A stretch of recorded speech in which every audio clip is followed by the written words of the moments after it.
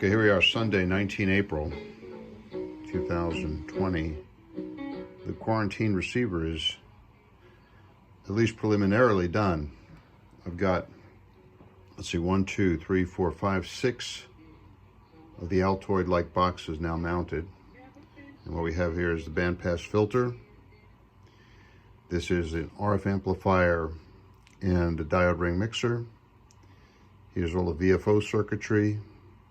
The cap and the coil are also, of course, part of that. Over here, I have an IF amplifier, the 455 kC ceramic filter that really provides the selectivity for this whole thing, 10 kCs wide for Murata, and then another 455 kC IF amplifier, well, just an IF amplifier at 455. Now, the boxes that I put on today, let me open up the doors here. Another IF amplifier, another IF amplifier. So this whole box provides 30 dB or so. And I left space in there. I could put in another filter if I wanted to.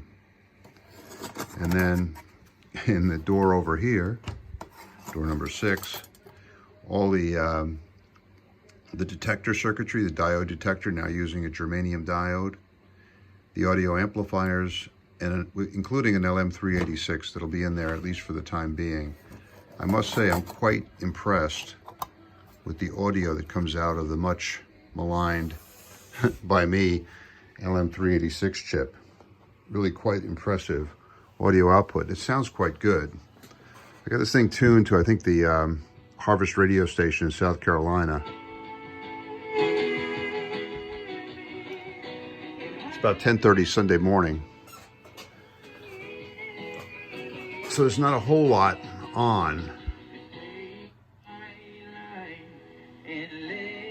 But I think it sounds great. I could definitely hear the band noise.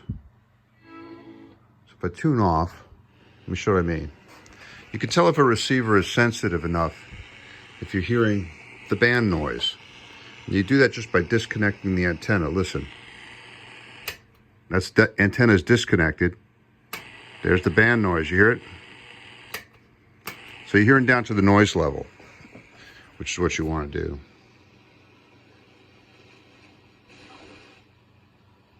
We get back to the station. Whoa, whoa, man, whoa.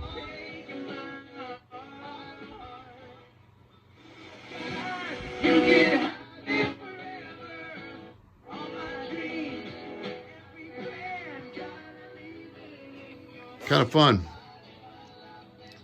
I'll continue to poke at it and work at it for a while. I think it sounds better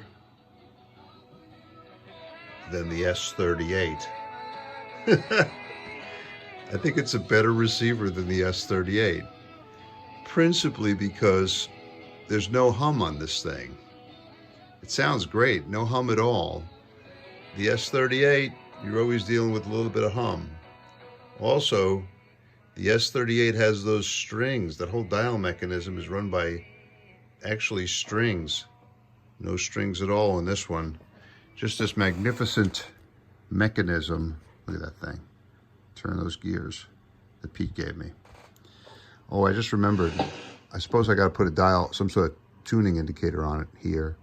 And I might move it so I can listen to the time signals on 10 megahertz. But anyway, it sounds good. I like to just leave it playing. It really sounds good. It's been a fun project. I mean, I think also, frankly, it's nicer to have shortwave broadcast stations playing in the background on a homebrew receiver when you're working around the shack on something.